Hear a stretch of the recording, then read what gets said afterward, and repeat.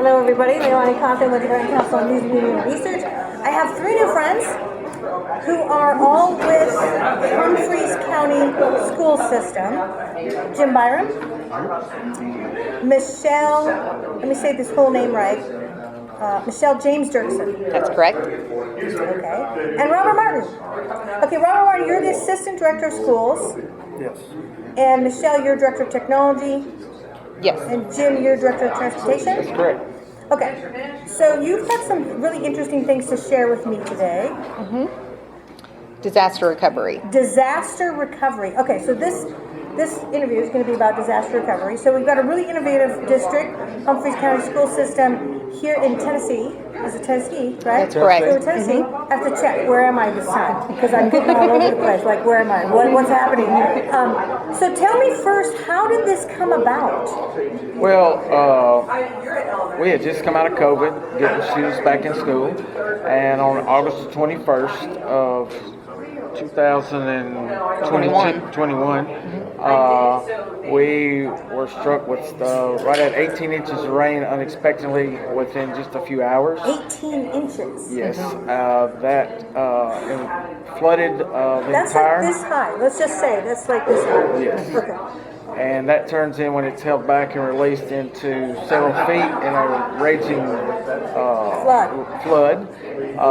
Took out our elementary and our junior high school, which was completely flooded. This happened to be on a Saturday morning, which was a blessing for our district, and the kids were in school.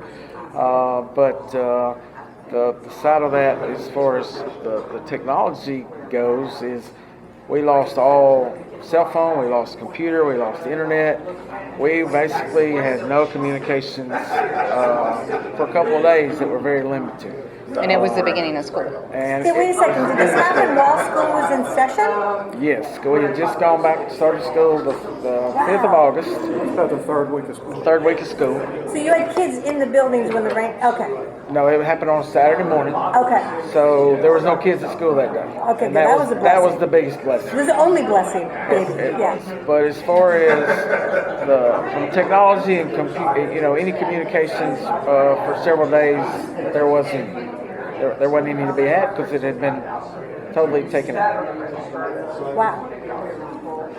I think the first big decision we had to make was, like Mr. Byrum said, the town was basically dead. There's no internet, no electricity, no cell service. All of the equipment was destroyed. I remember the first thing we had to decide, standing out in the parking lot in front of our offices, was this was August 22nd that we're meeting. We got 450 employees. How are we going to pay them? Because the central office is called the central office for a reason. Everything happens right there, business-wise. So that's the first thing we had to figure out is how do we pay everybody? Because I go on a check pretty quick in the next couple of days. The flood had taken out literally all the computers and servers that did all of this. You did payroll on site instead of using a service? Yeah, we have a vendor, but Okay. the server that we used on-site, was on-prem. on-site. All that was gone. Fun for the whole family. Because when people can't get paid, they're pitchforks somehow, right? It's not fun for anybody. Wow, okay. So what next? So that's me. I actually was not working for the school system at the time. So I had previously accepted a position as a solutions architect in Nashville the previous May. And I believe everything happens for a reason. But I specialized in going to businesses that did not have a disaster recovery plan. They either had lost their technology director or departments during COVID or for whatever reason, but nobody knew how the system ran. I can't even tell you how many businesses I walked into that did not have a formal documented disaster recovery plan. Well, So- let's just say most of them still don't. Yes. So that's the emphasis for today. What we learned from this, what the school system learned, the technology director at the time of the flood, he actually put in his notice 2 months later. So I walked into a network that was devastated, wasn't running. Let me just say, it didn't exist. It did not exist. The tech office had been Flooded? Flooded. And it was an empty room. So Yeah. Everything's shorted, that's what probably. she's- Most all that was loaded in dumpsters and hauled off because it was no good. It Oh, was all wow. flooded in water. But the machines probably were on desks. Not the water- servers, but the computers. The water was above those desks and took them out. Wow. Yeah, so in the schools, the water rose almost to the drop ceiling level in some of the building.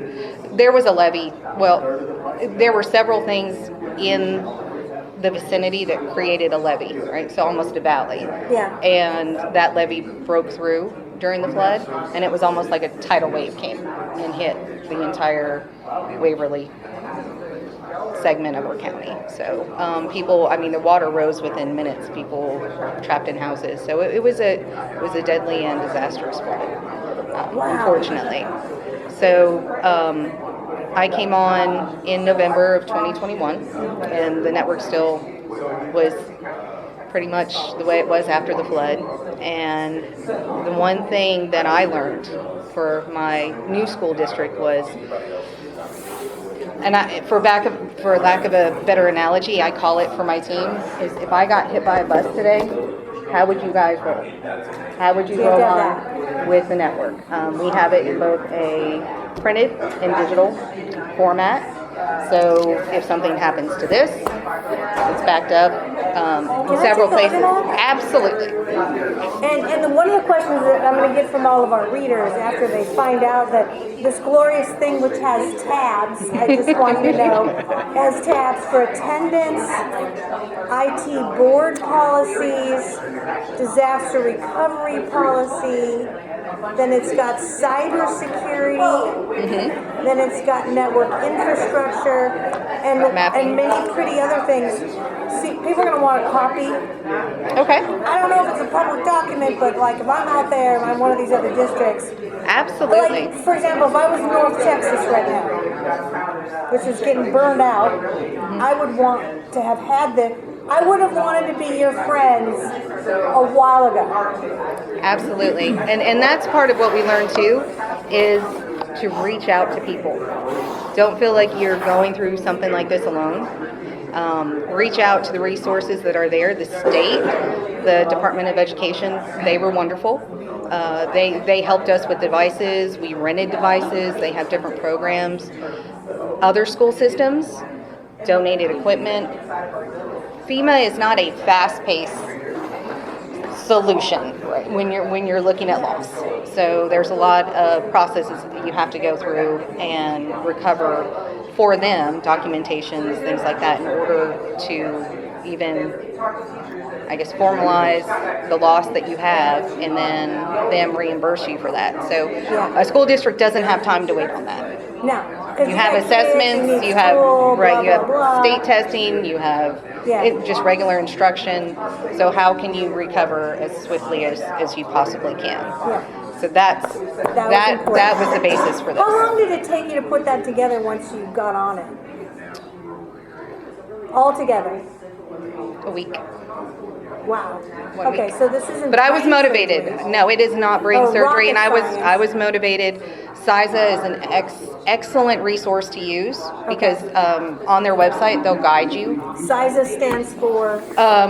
The cybersecurity. I knew you were gonna cybersecurity infrastructure safety. It's part of Homeland Security's cybersecurity force. And right now, they are working with school districts to create these. This is part of their latest cybersecurity audits. They're asking every network if this exists in your system. Do you have your backup policy and procedures? Do you have it documented? Do people know who to contact when something goes wrong? Do they know what to do even if it's a cybersecurity incident? Do you have mapping of where you have your backups?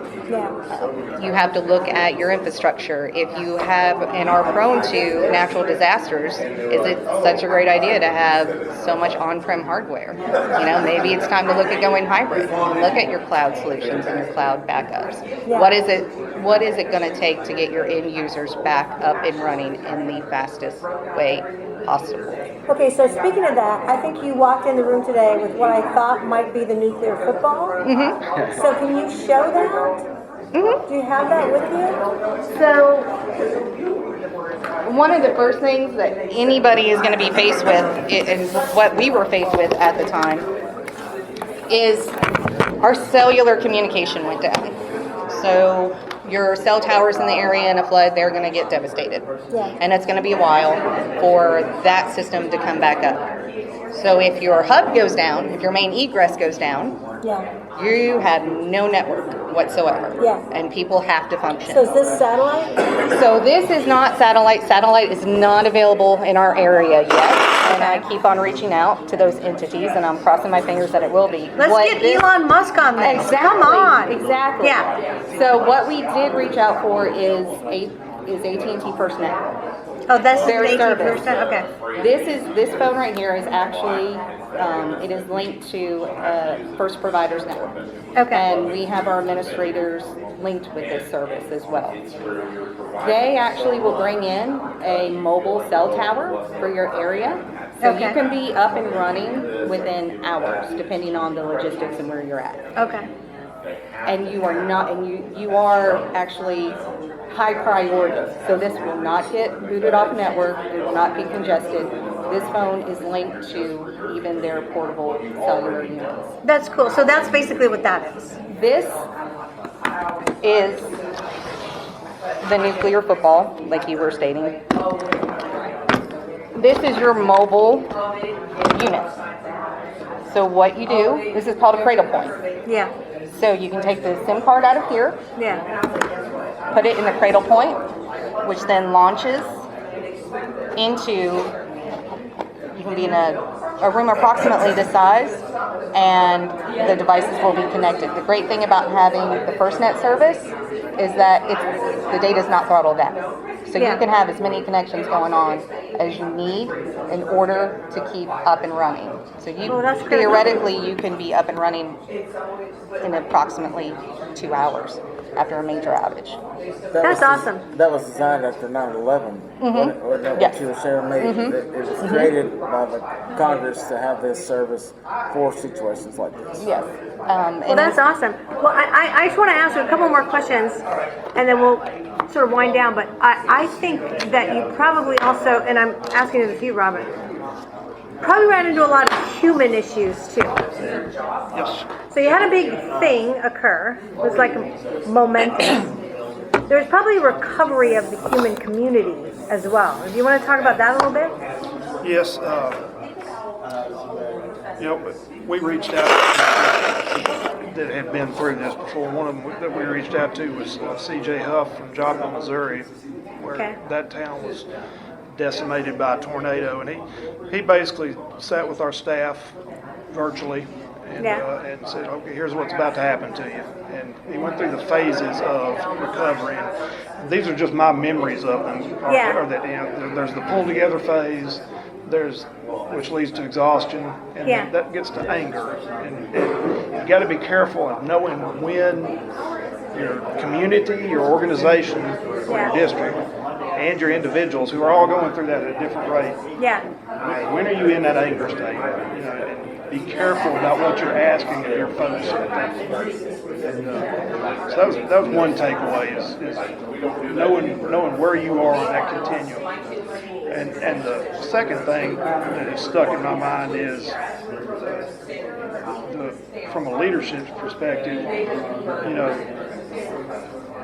you really need to pay attention to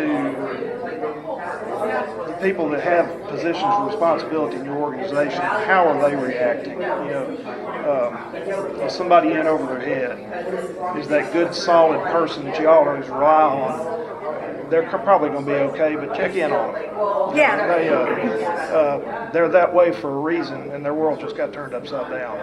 And then you also are able to identify those rock stars that you probably suspected had great potential, but they're going to really shine at that point. So Yeah. that's kind of my takeaway from a people perspective recovery. And the people part, stuff can be replaced, stuff can be rebuilt. The people part of it is the longer term Well, yeah. problem to solve. Yeah. There's you take all these people and you push them down, then they slowly have to get back up and function. Sometimes this side is almost easier than that. That's why I asked that question. Well, this has been a great interview. I think we're going to have something that'll be really great for people to take away from this. And they'll probably, like I said, ask me to ask you for like, could we have that and make you a connection point. But well done for surviving this. Well done. Thank you very much. Thanks. All right.